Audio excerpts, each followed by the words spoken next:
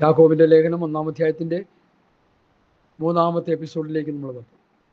ഇനി 4-ാം വാക്യം ഒന്ന് വായിച്ചാട്ടെ. 4-ാം വാക്യം, യാക്കോബിൻ്റെ 1-ാം ലേഖനം 1-ാം അധ്യായം 4-ാം വാക്യം.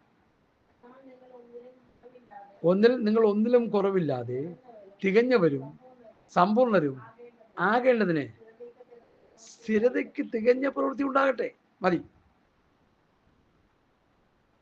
ആ 2-3 വാക്യത്തിൻ്റെ ഒരു മറുപടി എന്നവണ്ണം 4-ാം വാക്യത്തിൽ പരിശുദ്ധാത്മാവ് യാക്കോബിലൂടെ നമ്മെ പ്രബോധിപ്പിക്കുക. അങ്ങനെ പറയുന്നതായിരിക്കും ശരി. ഞാനല്ലല്ലോ ഇത് പറയുന്നത്.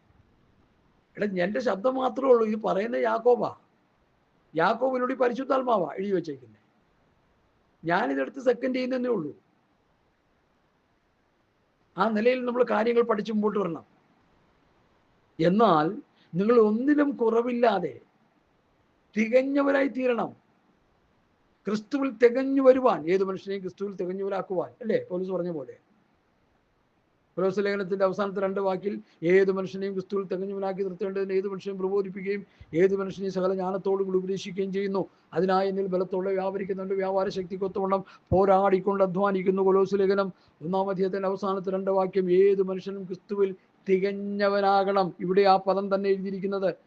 നിങ്ങൾ ഒന്നിലും കുറവില്ലാതെ തികഞ്ഞവരും, ക്രിസ്തുവിൻ്റെ തികഞ്ഞവരും സമ്പൂർണരുമാകണം. സമ്പൂർണത, പൂർണ്ണതയില്ല കിടക്കുക, തികയാതെ കിടക്കുക, വളരാതെ കിടക്കുക. വൃക്ഷം നട്ടു, വെള്ളമൊഴിച്ചു, വളമൊക്കെ ഇട്ടു, പക്ഷെ വളരുന്നില്ല. കാരണം എന്താ? പോഷകമുള്ള വളങ്ങളില്ല. സഭയിലെ വിശ്വാസികൾ വളരാതെ കിടക്കുക, തളർന്നു കിടക്കുക. ഹല്ലേലൂയ. പ്രവാചകന്റെ ഭാഷ ഞാൻ പറയട്ടെ, നിങ്ങൾ ഞെട്ടരുത്. യിരെമ്യാ പ്രവാചകൻ എഴുതിയ വിലാപങ്ങളുടെ പുസ്തകത്തിലെ ഒരു വാക്യം വായിച്ചാൽ നിങ്ങൾ ഞെട്ടിപ്പോകരുത്, ഭയന്നു പോകരുത്. എൻ്റെ ജനത്തിൻ്റെ പുത്രരുടെ നാശനിമിത്തം എൻ്റെ കണ്ണുനീർ വാർത്ത മങ്ങിപ്പോകുന്നു. എൻ്റെ ഉള്ളം കലങ്ങി കരൾ നിലത്ത് ചൊരിഞ്ഞു വീഴുന്നു. പൈതങ്ങളും ശിശുക്കളും നഗരവീഥികളിൽ തളർന്നു കിടക്കുന്നു. അവർ നിഹിതന്മാരെ പോലെ നഗരവീഥികളിൽ തളർന്നു കിടക്കുമ്പോഴും അമ്മമാരുടെ മാർവിടത്തിൽ വെച്ച് പ്രാണൻ വിടുമ്പോഴും ആഹാരവും വീഞ്ഞും എവിടെയെന്ന് അമ്മമാരോട് ചോദിക്കുന്നു. പൈതങ്ങളും ശിശുക്കളും നഗരവീഥികളിൽ, സഭകളിൽ തളർന്നു കിടക്കുന്നു. നിഹിതന്മാരെ പോലെ അവർ സഭകളിൽ തളർന്നു കിടക്കുന്നു. കുഞ്ഞുങ്ങൾക്ക് ആഹാരമില്ല. വിശ്വാസിക്ക് ആത്മീയ ആഹാരം കിട്ടുന്നില്ല. പാട്ടും കൂത്തും നൃത്തവും കൊണ്ട് ഒരു കുഞ്ഞും വളരത്തില്ല. രക്ഷയ്ക്കായി വളരുവാൻ വചനമെന്ന മായമില്ലാത്ത പാല് കുടിക്കാതെ ഒരു കുഞ്ഞും വളരുകയില്ല. പാല് കുടിക്കാതെ കുഞ്ഞെങ്ങനെ വളരണേ? കന്നാലിയുടെ പാലൊക്കെ കൊടുത്ത് കുഞ്ഞുങ്ങളെ വളർത്തുന്നുണ്ട്. അത് കണ്ടോണ്ടിരിക്കുക ഞങ്ങൾ. ഇങ്ങോട്ട് ഓടാന്ന് പറഞ്ഞാൽ അങ്ങോട്ട് പോകും. എന്താ? അള്ളയ്ക്ക് പാലില്ലെന്ന്. ഇന്നത്തെ കാലഘട്ടത്തിൻ്റെ പ്രത്യേകത. ഒരാളുടെ ഒന്നും അല്ല ഞാൻ പറയുന്നത്. ഇനി ഉണ്ടെങ്കിൽ പോലും കൊടുക്കാൻ മടിയുള്ള തള്ളമാർ. എന്നെക്കൊണ്ടൊന്നും പോകുന്നില്ല, എന്നെക്കൊണ്ട് പറയിക്കണ്ട. സൗന്ദര്യം നഷ്ടപ്പെട്ടു പോകും. ഞാനല്ല ഒരു പാസ് പറയുക. എൻ്റെ ബോഡി, എൻ്റെ ലുക്കങ്ങ് പോകും. അതുകൊണ്ട് കുഞ്ഞിനെ എന്ത് ചെയ്യുക? കന്നാലിയുടെ പാൽ കുടിപ്പിച്ചോളാൻ. കുറച്ച് കഴിയുമ്പോൾ അവൻ കന്നാലികളെ പോലെ തന്നെ വളർന്നു വരും. അല്ല ഹാമാസിൽ ഹിസ്ബുള്ളക്കൊക്കെ കൊള്ളാവുന്നവനായി തീരും. അല്ല എന്താന്നേ? ഇനിയിപ്പം മറച്ചു വയ്ക്കലൊന്നുമില്ല. ഉള്ളതൊക്കെ പറഞ്ഞങ്ങ് ചാകുക. അത്രയും നേരെ ഉള്ളൂ. ഇനി മനുഷ്യപ്പാൽ കൊടുത്ത് കുഞ്ഞുങ്ങൾ വളരുന്നില്ലെങ്കിൽ അനുസരണകളുടെ കുഞ്ഞുങ്ങളായി പോകും. ഒക്കെ പ്രാർത്ഥിച്ച് ആ വിഷയങ്ങളിൽ ജയമെടുക്കണം നമ്മൾ. അതിന് നമുക്ക് നേരമില്ലെന്നേ. നമുക്കതിനൊന്നും നേരമില്ല.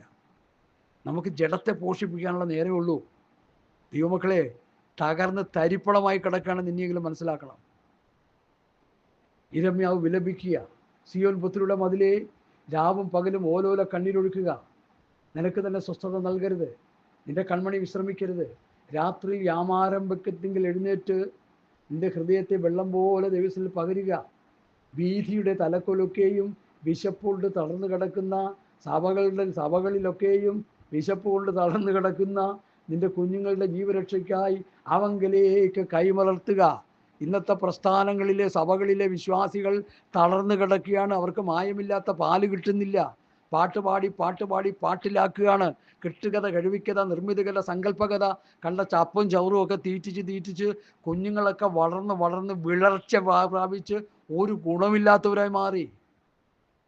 മാതാപിതാക്കൾക്കും സഭകൾക്കും ദേശത്തിനും കുടുംബത്തിനും ഒരു ഗുണമില്ലാത്ത കുഞ്ഞുങ്ങൾ വളർന്നു വരികയാണ്. ഹല്ലേലൂയ. എന്നാലും ഞാനൊരു അടക്ക ശുശ്രൂഷയ്ക്ക് പോയി. ഞാൻ എൻ്റെ വിശദാംശമൊന്നും വെളിപ്പെടുത്തുന്നില്ല. ഞാൻ ഇങ്ങനെ നോക്കിയപ്പോൾ ഒരുത്തൻ നിന്ന് ഗിറ്റാർ അടിക്കുക, പെണ്ണിനെ പോലെ മുടി കെട്ടി. അപ്പം ഞാൻ ആദ്യം കരുതി സഹോദരിയായിരിക്കും. നോക്കിയപ്പോൾ സഹോദരനാ. പുരുഷൻ മുടി നീട്ടിയാൽ അവൻ്റെ തലയ്ക്ക് അവമാനമെന്നും പ്രകൃതി തന്നെ നിങ്ങളെ പഠിപ്പിക്കുന്നില്ലയോ എന്നുള്ള അതോ വചനം അവരുടെ പുസ്തകത്തിൽ അതൊന്നും ഇല്ല. അതൊന്നും പറയാൻ പാടില്ല പാസ്റ്ററെ. പണ്ട് ക്യാപ്റ്റൻ ശമലിനോടൊക്കെ സ്നാനപ്പെടാനായിട്ട് ഒരു പാസ്റ്ററുടെ മോൻ വന്നു. പാസ്റ്റർ വന്ന് പ്രസംഗിച്ചപ്പോൾ പുള്ളിക്ക് ഭയങ്കര ഇഷ്ടമായി. പുള്ളിയുടെ അപ്പം പ്രസംഗിച്ചാൽ പോലും പുള്ളിക്ക് ഇഷ്ടമല്ല. പക്ഷേ ക്യാപ്റ്റൻ ശമൽ പ്രസംഗിച്ചപ്പോൾ ഇഷ്ടമായി. സ്നാനത്തിന് ആരുണ്ടെന്ന് പറഞ്ഞപ്പോൾ ഇവൻ ഗിറ്റാറിസ്റ്റാണ്, ഭയങ്കര ഗിറ്റാറിസ്റ്റാണ് അവൻ. നല്ല പയ്യനാന്നേ, ഉപദേശം കിട്ടാതെ ചീത്തായി പോവുകയല്ല. കർത്താവിൻ്റെ ദാസൻ വന്ന് ഉപദേശം പറഞ്ഞപ്പോൾ അവരങ്ങ് വിനയപ്പെട്ടു. വചനത്തിന് മുമ്പാകെ സ്തോത്രം അവനെ ഏൽപ്പിച്ചു കൊടുത്തു. സ്നാനത്തിന് വേണ്ടി എഴുന്നേറ്റ് നിന്നു. ഈ മുടി നീട്ടി വളർത്തിയിരിക്കുക. ചമ്മലൊപ്പിച്ചൻ വിടുവോ? നല്ല കഥ മോനെ, നീ ദൈവകൽപ്പന അനുസരിക്കാനായിട്ട് സ്നാനപ്പെട്ടല്ലോ, നിന്റെ മുടിയെല്ലാം മുറിച്ച് കളയാൻ പറഞ്ഞു. ഉടനെ അവൻ്റെ അപ്പം പറയുക, പാസ്റ്ററ് അവനോടൊന്നും പറയല്ലേ. കാരണം അങ്ങനെയാണ് വളർത്തുന്നതേ. തീറ്റ മാത്രമേ കൊടുക്കുള്ളൂ, ഉപദേശം കൊടുക്കില്ല. ഇന്നത്തെ അപ്പനമ്മമാർക്കും അതേ അറിയത്തുള്ളൂ. കാരണം അവർക്ക് അവരുടെ ഉള്ളിൽ ഇല്ലെന്നേ, ഉപദേശമൊന്നും ഇല്ലെന്നേ. പിന്നെ എന്ത് ചെയ്യാൻ? അവർക്കറിയാമെങ്കിലല്ലേ പറയുള്ളൂ. അവൻ സ്നാനപ്പെടാൻ തീരുമാനിച്ചല്ലേ പാസ്റ്റർ, അതുകൊണ്ട് അവനോട് ഒന്നും പറയില്ല. പാസ്റ്റർ മിണ്ടായിരിക്കാൻ പറഞ്ഞു. ഞാൻ പറഞ്ഞോളാം എന്ന് പറഞ്ഞു. അവൻ പോയി മുടി മുറിച്ച് കളഞ്ഞിട്ട് വന്ന് സ്നാനപ്പെട്ടത്. പറയാനുള്ളവർ പറഞ്ഞാൽ അതൊക്കെ ചെയ്യും. കാരണം അവർക്ക് അതിനുള്ള ആർജവമുണ്ട്. അവർക്കതിൻ്റെ കാര്യങ്ങൾ മനസ്സിലാക്കാൻ കഴിയും. മനസ്സിലായോ? ഇന്ന് സഭകളിൽ ഉപദേശമില്ല. അതുകൊണ്ട് ഞാൻ ഈ ഭാഗം എടുത്ത് വായിക്കാനായിട്ട് എനിക്ക് ദൈവാത്മാവ് പ്രേരണ തരുന്നത്. എൻ്റെ ഉള്ളം കലങ്ങി കരൽ നിലത്ത് ചൊരിഞ്ഞു വീഴുന്നു. പൈതങ്ങളും ശിശുക്കളും നഗരവീഥികളിൽ എന്നുള്ളിടത്ത് സഭകളിൽ തളർന്നു കിടക്കുന്നു. അവർ നിഹിതന്മാരെ പോലെ നഗരവീഥികളിൽ തളർന്നു കിടക്കുമ്പോഴും, ആ നഗരവീഥികൾ എന്നുള്ളത് സഭകളിൽ തളർന്നു കിടക്കുമ്പോഴും, അമ്മമാരുടെ മാർവിടത്തിൽ വെച്ച് പ്രാണൻ വിടുമ്പോഴും ആഹാരവും വീഞ്ഞും എവിടെയെന്ന് അമ്മമാരോട് ചോദിക്കുന്നു. എവിടെ വചനം? അപ്പത്തിനായിട്ടുള്ള വിശപ്പല്ല, വെള്ളത്തിനായിട്ടുള്ള ദാഹവുമല്ല. ഹോവിടെ വചനത്തിന് വേണ്ടിയുള്ള വിശപ്പും ദാഹവും ഞാൻ ദേശത്തിന്മേൽ അയക്കുന്നു. ഇന്ന് വചനം സുലഭമായിട്ട് കിട്ടുന്നുണ്ട്, ആർക്കും വേണ്ട. ഈ വചനത്തിന് വേണ്ടി ദാഹിക്കുന്ന വിശക്കുന്നൊരു കാലം വരാൻ പോകുന്നു.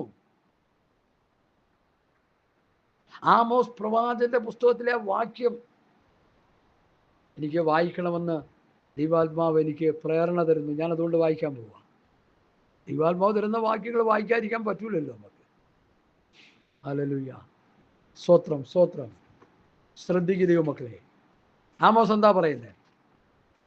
അപ്പത്തിനായിട്ടുള്ള വിശപ്പല്ല, വെള്ളത്തിനായിട്ടുള്ള ദാഹവുമല്ല.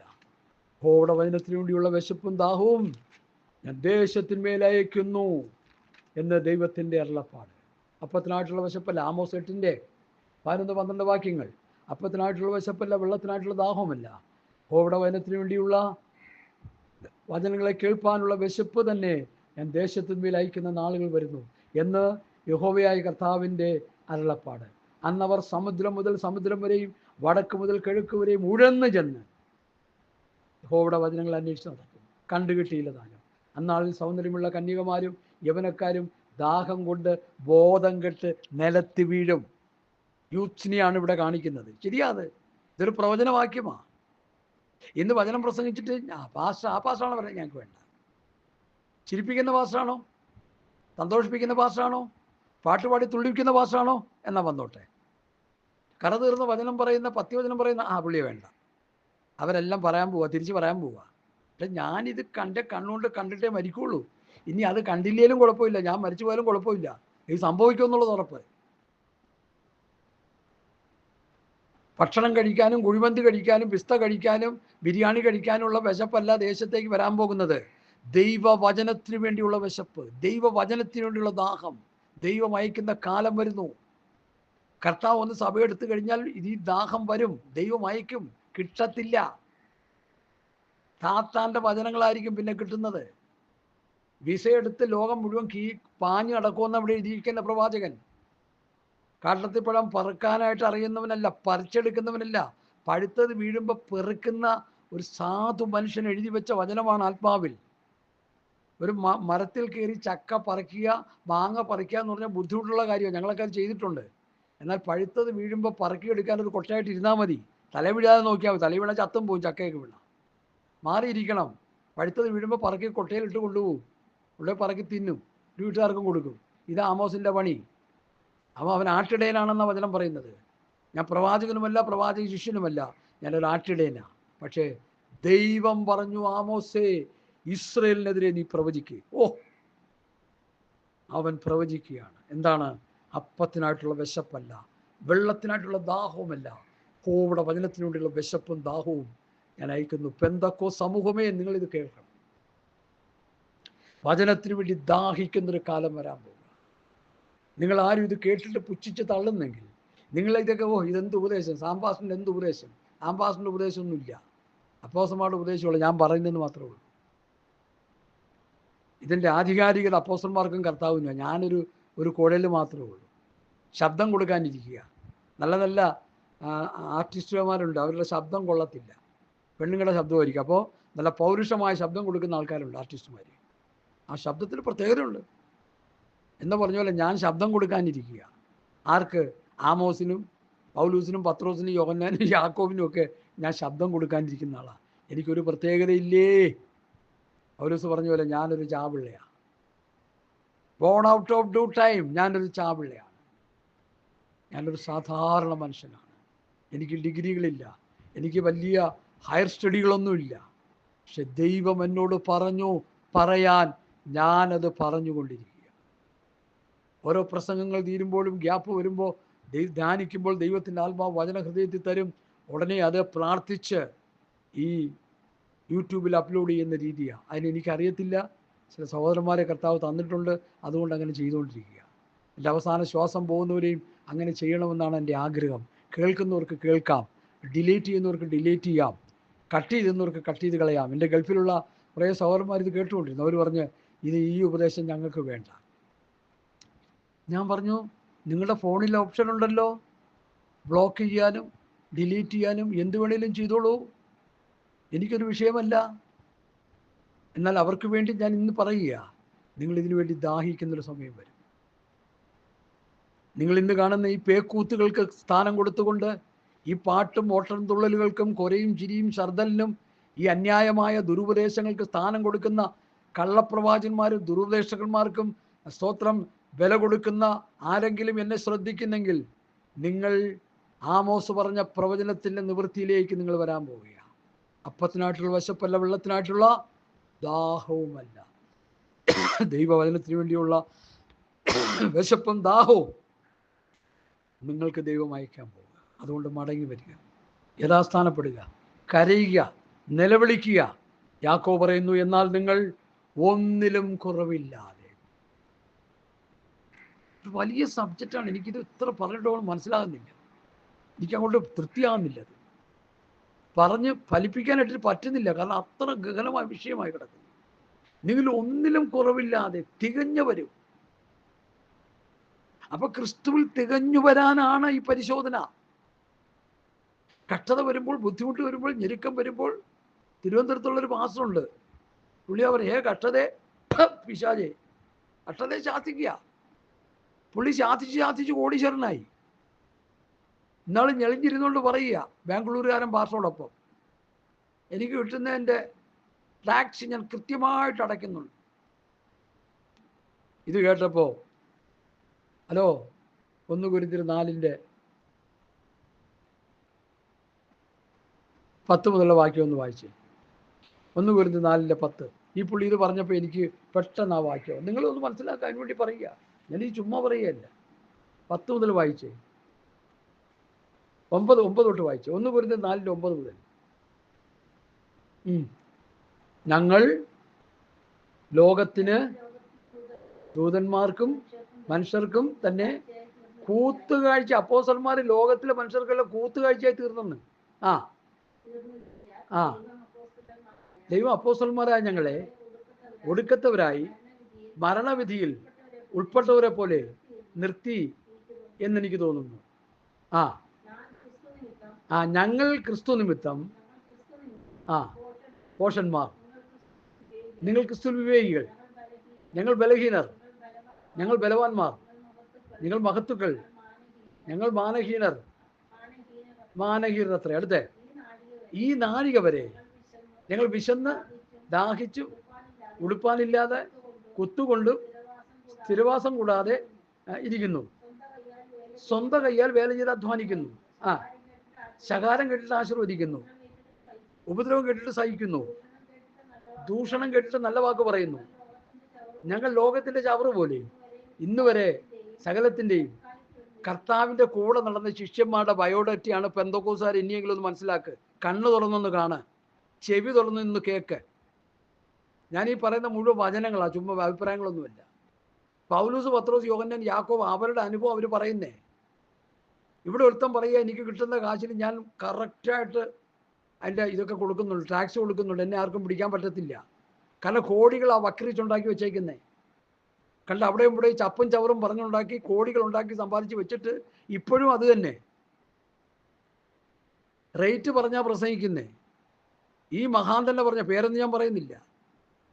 എങ്ങാണ്ട് ഒരു സ്ഥലത്ത് ചെന്ന് പ്രസംഗിച്ച സമയത്ത് ഇദ്ദേഹം പറഞ്ഞെന്നാ കേൾവിപ്പെട്ടതാ. ഞാൻ പറയും, ഇതിലും അപ്പുറം പറയും പുള്ളിയൊക്കെ. നിങ്ങൾ എന്നെ കൊണ്ട് കാശുണ്ടാക്കുകയല്ലേ, ഇപ്പോൾ എനിക്ക് തരുന്നതിനേക്കാൾ 10,000 രൂപ കൂടുതൽ തരണം ഇനി. എങ്ങനെയുണ്ട്? നിങ്ങൾ എന്നെ കൊണ്ട് കാശുണ്ടാക്കിയില്ലേ എന്ന് കുറേ പാസ്റ്റർമാരോട് ഈ പുള്ളി പറയുക. കാരണം ചപ്പും ചവറും പറഞ്ഞ് കുറേ പാട്ടും പാടി കുറേ ബഹളം വെച്ച് കഴിയുമ്പോൾ ഇഷ്ടം പോലെ കാശ് കൊടുക്കും. ആൾക്കാർ കൊണ്ടൊന്ന് ഇങ്ങനെ കുടഞ്ഞിടുക. അപ്പോൾ പുള്ളി മനസ്സിലായി, എന്നെ കൊണ്ട് നിങ്ങൾ കാശുണ്ടാക്കുകയല്ലേ, അപ്പോൾ എൻ്റെ പഴയ റേറ്റ് പോരാ, എനിക്ക് ഇനി കൂട്ടി തരണമെന്ന്. എങ്ങനെയുണ്ട്? എനിക്ക് ഇത്ര തരണം. ഈ പൗലോസിൻ്റെ, പത്രോസിൻ്റെ, യോഹന്നാൻ്റെ അവസ്ഥ എന്താ? ഈ നാഴികവരങ്ങൾ വിശന്നും ദാഹിച്ചും തിന്നാനില്ല, കുടിക്കാനില്ല, ഉടുക്കാനില്ല, കുത്തുകൊണ്ട് ഞങ്ങൾ ബുദ്ധിമുട്ടിലും ഞെരുക്കത്തിലുമാണ്. എന്ത് ഇത് മനസ്സിലാക്കാത്ത? ഈ കൊരിന്ത്യർ ലേഖനത്തിൽ എഴുതിയിരിക്കുന്ന 1 കൊരിന്ത്യർ ലേഖനത്തിൽ ഈ ഭാഗവും 2 കൊരിന്ത്യർ ലേഖനം 6-ാം അധ്യായത്തിലെ ഭാഗവും ഒക്കെ നമ്മൾ വായിക്കുമ്പോൾ ഹല്ലേലൂയ, ബഹുസഹിഷ്ണുത, കഷ്ടം, ബുദ്ധിമുട്ട്, സങ്കടം, തല്ല്, തടവ്, കലഹം, അധ്വാനം, ഉറക്കളപ്പ്, പട്ടിണി, നിർമ്മലത, പരിജ്ഞാനം, ദീർഘക്ഷമ, ദയ, പരിശുദ്ധാത്മാവ്, നിർവ്യാജ സ്നേഹം, സത്യവചനം, ദൈവശക്തി എന്നിവ ഇടത്തും വലത്തും നീതിയുടെ ആയുധങ്ങൾ ധരിച്ചുകൊണ്ട് മാനാപമാനങ്ങളും ദുഷ്കീർത്തി സൽകീർത്തികളും അനുഭവിച്ചും ചതിയന്മാരെന്നിട്ടും സത്യവാന്മാർ ആരും അറിയാത്തവരെന്നിട്ടും എല്ലാവരും നല്ലവണ്ണം അറിയുന്നവർ, മരിക്കുന്നവരെന്നിട്ടും ഇതാ ഞങ്ങൾ ജീവിക്കുന്നു, ശിക്ഷിക്കപ്പെടുന്നവരെങ്കിലും കൊല്ലപ്പെടാത്തവർ, ദുഃഖിതരെങ്കിലും എപ്പോഴും സന്തോഷിക്കുന്നവർ, ദരിദ്രരെങ്കിലും പലരെയും സമ്പന്നനാക്കുന്നവർ. 2 കൊരിന്ത്യർ 6-ന്റെ 10-ാം വാക്യമെങ്കിലും കുറഞ്ഞ പക്ഷം ഒന്ന് പഠിച്ചോണേ. ദുഃഖിതരെങ്കിലും എപ്പോഴും സന്തോഷിക്കുന്നവർ. പരീക്ഷയിൽ അകപ്പെട്ട് ദുഃഖങ്ങളും പ്രയാസങ്ങളും ഉണ്ടെങ്കിലും അവർ സന്തോഷിക്കുക. എന്താ കാര്യം? തൻ്റെ പുത്രന്റെ സ്വരൂപത്തോട് അനുരൂപരാകുവാൻ ദൈവം ഞങ്ങളെ മുന്നീമിച്ചിരിക്കുന്നു എന്നുള്ള വാക്യം അവരുടെ ഹൃദയത്തിൽ കർത്താവ് കൊടുത്തപ്പോൾ അവരതിൽ സന്തോഷിച്ചുകൊണ്ടിരിക്കുക. ആത്മാവെന്ന ആദിദാനം ലഭിച്ചിരിക്കുന്ന നാമും ശരീരത്തിന്റെ വീണ്ടെടുപ്പായി പുത്രത്വത്തിന് കാത്തുകൊണ്ട് ഉള്ളിൽ അവർ ആത്മീകമായി ഞരങ്ങിക്കൊണ്ട് മുമ്പോട്ട് പോകുന്നത്. ആത്മീകമായ ഞരക്കമാ, പ്രത്യാശയുടെ ഞരക്കമാ. അല്ലാതെ എന്ത് തിന്നി എന്ത് കുടിക്കും, തിന്നാനില്ലല്ലോ, കുടിക്കാനില്ലല്ലോ, ഉടുക്കാനില്ലല്ലോ എന്നുള്ള ഞരക്കമല്ല. ഇന്നിപ്പോൾ നമുക്ക് അതാ ഉള്ളത്. അവർ പ്രത്യാശയുടെ ഞരക്കം. എന്നെനിക്ക് രൂപാന്തര ശരീരം കിട്ടും, എന്ന് ഞാൻ ഒരുത്തെന്നേറ്റ് വരും, എന്നെനിക്ക് കർത്താവിനെ കാണാൻ പറ്റും, എന്നാണ് അവരുടെ ചിന്ത. തൻ്റെ പുത്രന്റെ സ്വരൂപത്തോടെ എങ്ങനെ എനിക്ക് അനുരൂപമാകപ്പെടും? കൂടാരമായ ഭൗമ ഭവനം മാറിയാൽ കൈപ്പണിയില്ലാത്ത നിത്യദാനമായൊരു കെട്ടിടം എന്ന് ഞങ്ങൾക്ക് കിട്ടും. ഞങ്ങളുടെ പൗരത്വം സ്വർഗത്തിലാകുന്നു. അവിടുന്ന് കർത്താവായ യേശു സുരക്ഷിതമായി വരുമെന്ന് താൻ കാത്തിരിക്കുന്നു. അവൻ സകലവും എനിക്ക് കീഴ്പ്പെടുത്താൻ കഴിയുന്ന തൻ്റെ വ്യാപാര ശക്തി കൊണ്ട് നമ്മുടെ താഴ്ചയുള്ള ശരീരത്തെ അവൻ്റെ മഹത്വമുള്ള ശരീരത്തോട് അനുരൂപമായി രൂപാന്തരപ്പെടുത്തും. അതെപ്പോൾ എനിക്ക് ലഭിക്കുമെന്ന പൗലോസ് ചിന്തിക്കുന്നേ. പത്രോസ്, യോഹന്നാൻ, യാക്കോബ്, യൂദ അവരൊക്കെ അതാ ചിന്തിക്കുന്നേ. ഇന്നത്തെ പാസ്റ്റർമാർ, ഇന്നത്തെ ശുശ്രൂഷന്മാർ എന്താ ചിന്തിക്കുന്നേ? ഏത് രാജ്യത്തിലേക്കാണ് എനിക്ക് വിസ കിട്ടുന്നത്? എങ്ങോട്ടൊക്കെയാണ് എന്നെ കെട്ടിയെടുക്കുന്നത് ആൾക്കാർ? എൻ്റെ ദൈവമേ, ഇടയ്ക്കൊരു മഹാൻ പറഞ്ഞതാണ് എനിക്ക് ഭയങ്കരമായിട്ട് തോന്നിയത്. എനിക്ക് അവിടെ നിന്ന് ഇവിടെ നിന്നൊക്കെ കോള് വരിക, കത്തുകൾ ഇങ്ങനെ വന്നുകൊണ്ടിരിക്കുക, ഇവിടെ വരണം പാസ്റ്റർ, ഇവിടെ വരണം പാസ്റ്ററെ. ഞാനെല്ലാം കൂടി മേശപ്പുറത്തോട്ട് അങ്ങോട്ട് കുടഞ്ഞിടും. എന്നിട്ട് ഈ തുണിക്കച്ചവടക്കാരും ഈ ഫ്രിഡ്ജ്, ടി വി റിപ്പയർ ചെയ്യുന്ന, അല്ല പുതിയ ടി വി, AC ഇങ്ങനെയുള്ള കച്ചവടം ചെയ്യുന്നവരൊക്കെ തട്ടിപ്പ് കൊടുത്തിട്ടുണ്ട്. നറുക്ക് അതെല്ലാം കൂടി ഇട്ടിട്ട് കറക്കി എടുക്കണ പോലെ. അതുപോലെ ഈ പാസ്റ്ററും ഒരു ബോക്സിൻ്റെ ഉള്ളിലോട്ട് ഇട്ട് കറക്കിയിട്ട് ഒരെണ്ണം എടുക്കുക ദൈവീത പ്രകാരം. അവിടെ ചീട്ടിട്ട് മത്യാസിനെടുത്ത പോലെ. മത്യാസ് ഒരു ഗുണമില്ലാത്തവനായി പോയെന്ന് പുസ്തകത്തിൽ വായിക്കുമ്പോൾ വേറെ എങ്ങും ഇല്ല, അവനൊക്കെ കാണാനില്ല. മത്യാസിൻ്റെ സ്ഥാനത്ത് പൗലൂസിനെ തിരഞ്ഞെടുത്തെന്ന് ശക്തന്മാരായ കരുത്തന്മാരായ വേദപണ്ഡിതന്മാർ ശക്തിയോടെ പഠിപ്പിക്കുന്നുണ്ട്. ഇപ്പോഴും ഒരു മത്യാസിൻ്റെ പുറകെ പോവുക എന്ന് പറഞ്ഞതുപോലെ ഈ പെട്ടിട്ടുള്ളിൽ നിന്ന് ഒരെണ്ണം എടുത്തിട്ട് എന്ത് ചെയ്യുക, അങ്ങോട്ട് മീറ്റിങ്ങിന് പോവുക, ദൈവം എന്നെ അയച്ചെന്നും പറഞ്ഞു. അല്ലല്ലേ, ദൈവം ഒന്നും അയക്കുന്നില്ല പ്രിയമുള്ളവരെ. കർത്താവ് ഇതൊന്നും അറിയുന്നില്ല, ഇവരൊന്നും കർത്താവ് അറിയുന്നില്ല. അങ്ങനെയല്ല പറഞ്ഞത്. അത്ഭുതങ്ങളും അടയാളങ്ങളും വീര്യപ്രവൃത്തികളൊക്കെ മത്തായി ഒന്ന് വായിച്ച് 7:21-22 കൂടി ഒന്ന് വായിച്ച്. മത്തായി 7:21-22 ഒന്ന് വായിച്ച്. എൻ്റെ കർത്താവെ കർത്താവെ എന്ന് വിളിക്കുന്ന ഏവനുമല്ല സ്വർഗസ്നായ പിതാവിൻ്റെ ഇഷ്ടം ചെയ്യുന്നുള്ളത്രേ സ്വർഗരാജ്യത്തിൽ കിടക്കുന്നത്. 7:21. ഇനി 22 വായിച്ചേ. എന്താ എഴുതിയിരിക്കുന്നത് 22? അവിടെ എന്താ കർത്താവ് പറഞ്ഞത്? നമുക്കൊന്ന് കേൾക്കാം. അറിഞ്ഞിരിക്കാൻ നല്ലതല്ലേ?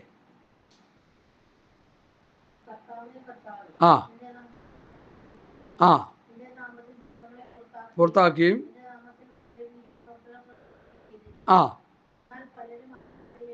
അങ്ങനെ പലരും വന്ന് കർത്താവിനോടൊക്കെ പറയുമെന്ന്, ഞാൻ ഭൂതം പുറത്താക്കി രോഗികളൊക്കെ പറയുമെന്ന്. അടുത്തേ, അന്ന് ഞാൻ അവരോട്, അയ്യോ ദൈവം അറിഞ്ഞിട്ടില്ല.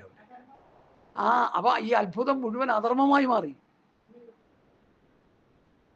എന്നെ വിട്ടുപോകരുത് തീർത്തും പറയും, ഒരു ശകലം പറയുമെന്നല്ല, തീർത്തും പറയും. I say you get out. ചാടിക്കും അവിടെ ഇട്ട് പൊക്കോളാൻ പറയും എൻ്റെ മുമ്പിൽ നിന്ന്. മനസ്സിലായില്ലേ? തീർത്തും പറയും. അത്ഭുതങ്ങൾ അടയാളങ്ങളല്ല നമുക്ക് വേണ്ടത്. നമ്മൾ ദൈവവചനം പഠിച്ച് അനുസരിച്ച് ജീവിച്ച് ക്രിസ്തുവിൻ്റെ ഭാവം, ക്രിസ്തുവിൻ്റെ മനസ്സും അവൻ്റെ ദിവ്യ സ്വഭാവം ഉള്ളവരായി നിത്യതയ്ക്ക് വേണ്ടി ഒരുങ്ങണം. അതാണ് നമ്മുടെ പർപ്പസ്. നമ്മുടെ ആവശ്യം അതാ, അല്ല അത്ഭുതം ചെയ്തുകൊണ്ടിരിക്കാനല്ല. യേശുക്രിസ്തു ദൈവപുത്രനാണ് തെളിയിക്കാനാ പിതാവ് തന്നോട് അത്ഭുതം പ്രവർത്തിച്ചത്. അപ്പോസ്തലന്മാർ അത്ഭുതം പ്രവർത്തിച്ച് പേരെടുക്കുകയല്ല ചെയ്തത്. ഇന്ന് അത്ഭുതം പ്രവർത്തിച്ച് സഭയുണ്ടാക്കി, കാശുണ്ടാക്കി, കോടികളുണ്ടാക്കി സുഖിക്കുന്ന ദ്രവ്യാഗ്രഹികളുമായ ജഡീകന്മാരായ കള്ള അപ്പോസ്തലന്മാരും കള്ളപ്രവാചകന്മാരും കുമിഞ്ഞുകൂടിക്കൊണ്ടിരിക്കുക. ഐ ആം എ അപ്പോസ്റ്റൽ, ഞാനൊരു അപ്പോസ്തലൻ. സ്വയം കയറി അങ്ങ് പറയുക. ഈ പേരിൻ്റെ അർത്ഥമെങ്കിലും ഒന്ന് മനസ്സിലാക്കിയെങ്കിൽ മതിയായിരുന്നു. അപ്പോസ്തലൻ എന്ന് പറഞ്ഞാൽ അതിൻ്റെ അർത്ഥം എന്താണെന്ന് മനസ്സിലായിട്ടുള്ളവർക്ക്. ഇതാരോടാ ഈ പറയുന്നത്? ചക്കും ചുക്കും അറിഞ്ഞൂടാത്തവരോടൊക്കെ പറഞ്ഞു കഴിഞ്ഞാൽ അവരെല്ലാം തലയെ കയറ്റിക്കൊണ്ട് നടക്കും. അതാണല്ലോ ഇപ്പോൾ സംഭവിച്ചുകൊണ്ടിരിക്കുന്നത്. എന്നെ കേൾക്കുന്ന പ്രിയപ്പെട്ടവരെ, എനിക്കിത് പറയാതിരിക്കാൻ പറ്റത്തില്ല. ഹല്ലേലൂയ, സ്തോത്രം. നമ്മൾ ക്രിസ്തുവിൽ തികഞ്ഞു വരണം. തൻ്റെ പുത്രൻ്റെ സ്വരൂപത്തോട് അനുരൂപരാകണമെങ്കിൽ അവൻ്റെ സ്വഭാവവും അവൻ്റെ മനസ്സും അവൻ്റെ ഭാവവും നമ്മളിൽ വരണം, അല്ലാതെ നടക്കത്തില്ല. അതാ ഇവിടെ യാക്കോബ് പറഞ്ഞു വയ്ക്കുന്നത്. ആ വാക്യം ശ്രദ്ധിച്ചാൽ നിങ്ങൾക്ക് മനസ്സിലാവും. 4-ാം വാക്യം, എന്നാൽ നിങ്ങൾ ഒന്നിലും കുറവില്ലാതെ, നിങ്ങളുടെ ആത്മീയ നിലവാരത്തിൽ ഒരു കുറവും വരാൻ പാടില്ല. ഒന്നിലും കുറവില്ലാതെ. ചക്രം കുറയുന്ന കാര്യമല്ല ഇവിടെ പറയുന്നത്. ബാങ്കിൽ കാശ് കുറയുന്ന കാര്യമല്ല പറയുന്നത്. വല്ലവരും തരുന്നതിൽ കുറവ് വരുന്ന കാര്യമല്ല പറയുന്നത്. നിന്റെ ക്രിസ്തീയ ജീവിതത്തിൽ ആത്മഫലങ്ങളാലും വരങ്ങളാലും നിറയപ്പെട്ടിരിക്കണം. വരം കുറഞ്ഞാലും ആത്മഫലം നമ്മളിൽ ഉണ്ടാകണം. അതിൽ കുറവ് വരരുത്. ആത്മാവിൻ്റെ ഫലം സ്നേഹം, സന്തോഷം, സമാധാനം, ദീർഘക്ഷമ, ദയ, പരോപകാരം, വിശ്വസ, സൗമ്യത, ഇന്ദ്രിയജയം, ഇങ്ങനെയുള്ള ആത്മീക ഫലങ്ങളാൽ നിറയപ്പെടണം. അതിൽ കുറവ് വരരുത്. ഒന്നിലും കുറവില്ലാതെ നിങ്ങൾ തികഞ്ഞവരും സമ്പൂർണരുമാകേണ്ടതിന് സ്ഥിരതയ്ക്ക് തികഞ്ഞ പ്രവൃത്തി ഉണ്ടാകട്ടെ. എന്ത് മനസ്സിലായി? സ്ഥിരതയ്ക്ക് തികഞ്ഞ പ്രവൃത്തി ഉണ്ടാകട്ടെ. പ്രവൃത്തി, ഗോസ്പൽ ഇൻ ആക്ഷൻ, ജീവിതം. അനുഗ്രഹിക്കപ്പെട്ട ഒരു ക്രിസ്ത്യ ജീവിതത്തിൻ്റെ ഉടമയായി നമ്മൾ മാറണം. വചനം അനുസരിച്ച് ജീവിക്കണം. Obey the word of God. വചനം അനുസരിക്കണം. ട്രാഫിക് നിയമം നമ്മൾ അനുസരിക്കുമല്ലോ. ആധാർ കാർഡ് പുതുക്കാനുള്ളത് സമയം തോറും പുതുക്കുമല്ലോ. റേഷൻ കാർഡ് പുതുക്കുമല്ലോ. ഇൻഷുറൻസ് പുതുക്കുമല്ലോ. ഒത്തിരി കാർഡുകളുണ്ട് ഇപ്പോൾ പുതുക്കാനായിട്ട്. ഇതെല്ലാം ഡയറിയിൽ കലണ്ടർ ഡേറ്റ് എഴുതിയിട്ട് പുതുക്കുന്നവരല്ലേ നമ്മൾ. ഇവിടെ ക്രിസ്തീയ ജീവിതത്തിൽ വല്ല പുതുക്കമുണ്ടോ? എന്തെങ്കിലും പുതുക്കമുണ്ടോ? എന്തെങ്കിലും ഒരു ആത്മീയ വളർച്ചയുണ്ടോ നമുക്ക്? എന്തെങ്കിലും ഒരു ആത്മീയ വർധനമുണ്ടോ നമുക്ക്? എന്തെങ്കിലും ഒരു ആത്മീയ നിറവുണ്ടോ നമുക്ക്? ക്രിസ്തുവിൽ തികഞ്ഞു വരുവാൻ നമുക്ക് കഴിയുന്നുണ്ടോ?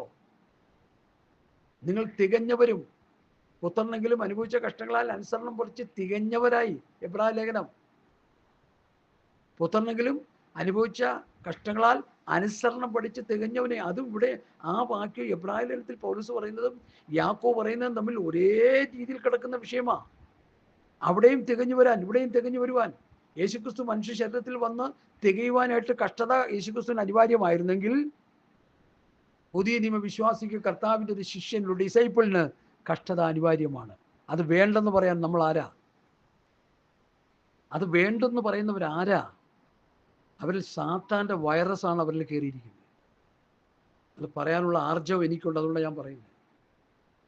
കഷ്ടതയെ ശാസിച്ച സഹോദരൻ ഇന്ന് കോടീശ്വരനാണ്. ഒരു വലിയ മഹാ ചർച്ചയൊക്കെ ആയിട്ട് ഇങ്ങനെ ഇരിക്കുക, ആൾക്കാരെ കൂട്ടി പാട്ടും പാടി ബഹളം വെച്ചിങ്ങനെ പോവുക. ഇതെവിടെ ചെന്ന് അവസാനിക്കും?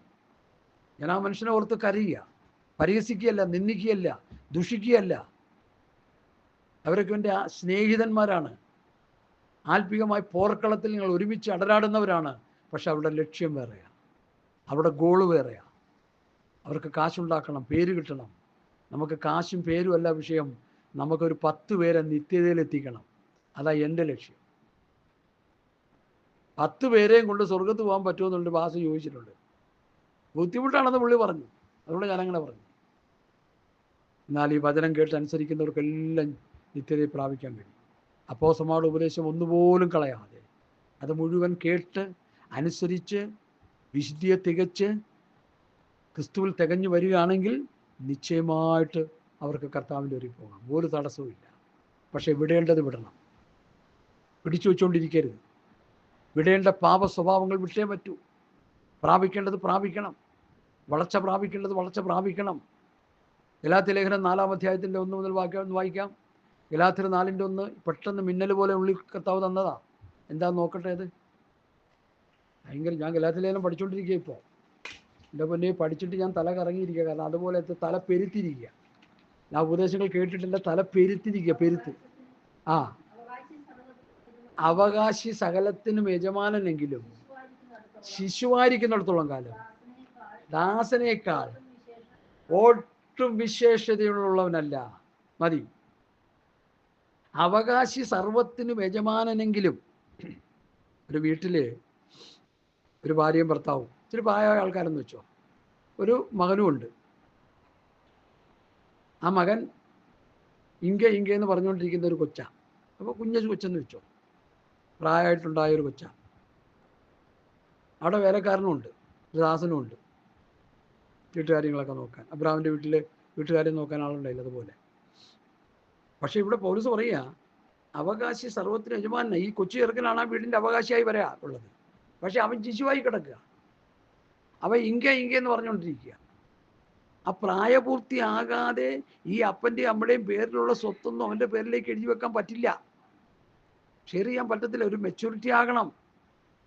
ആ ഒരു ചിന്തയാണ് ഇവിടെ കിടക്കുന്നത്. നമ്മൾ ക്രിസ്തുവിൻ്റെ ഉപദേശം പഠിച്ച് ക്രിസ്തുവിൽ തികഞ്ഞു വരണം.